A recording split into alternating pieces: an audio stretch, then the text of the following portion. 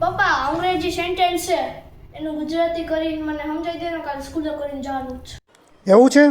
હાલ હાલ બધું ગુજરાતી કહું તને. Don't act too smart. Don't act too smart. વાયડી નો થામાં. મેં આવું કર્યું? એનું Gujarati don't act too smart એટલે વાયડી નો થામાં. He is so excited. આને તો બહુ ભડભડ્યો. He is very intelligent and smart. He is very intelligent and smart.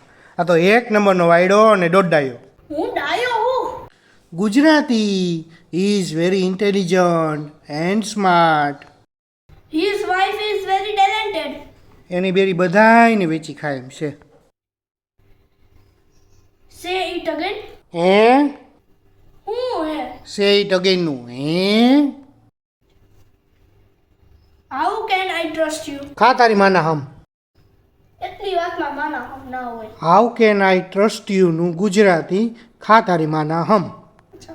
Please take one bite. લેને ખાને ટોપા. ગેટ વેલ સૂન. ના રે ના, તું તો ઈ જ લાગનો હતો. એ હું ઈ લાઈનો નતો એ.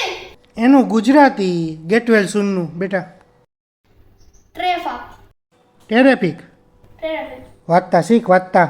ટેરેફિક સ્પેલિંગ વાંચતાય નથી આવડતું. હલવાણા હલવાણા. ક્યાં હલવાના તમે? ટેરેફિકનું ગુજરાતી હલવાઈ ગયા.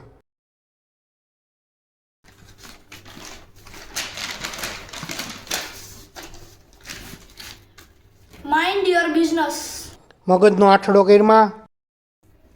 OMG. એની માને એવું બોલો ભાઈ, એવું બોલો માં. ખાલી એની માને લખી નાખ.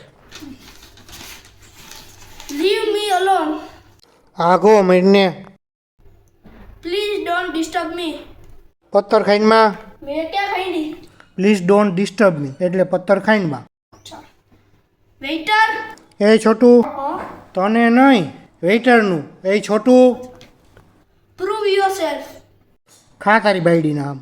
એ પપ્પા હજી મારા લગન નથી થયા, ક્યાં બાયડી બાયડી કરો. અરે એનું ગુજરાતી હવે પ્રૂવ યોર સેલ્ફનું.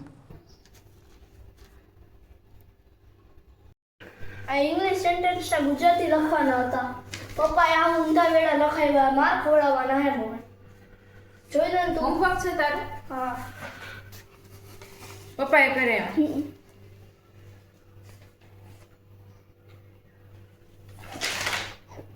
આવું લાગે ઉસ્તા બાપાએ. નો સુધરા નહીં તો નો જ સુધરા તારા બાપા.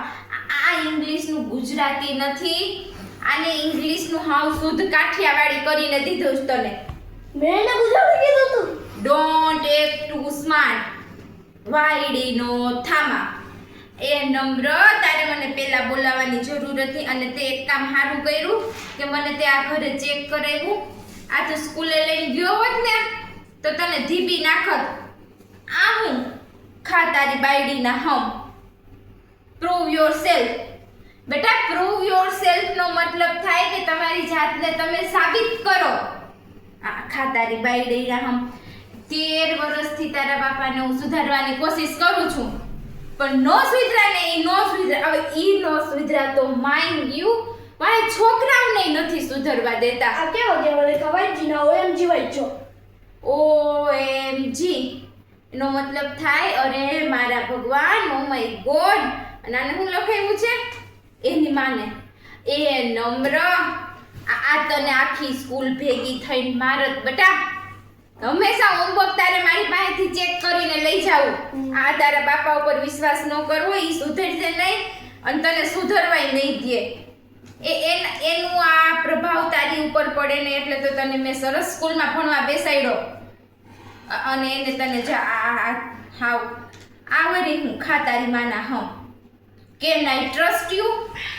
કેન આઈ ટ્રસ્ટ યુ નો મતલબ થાય કે હું તમારી ઉપર વિશ્વાસ કરી શકું એમ. ખા તારી માના હમ.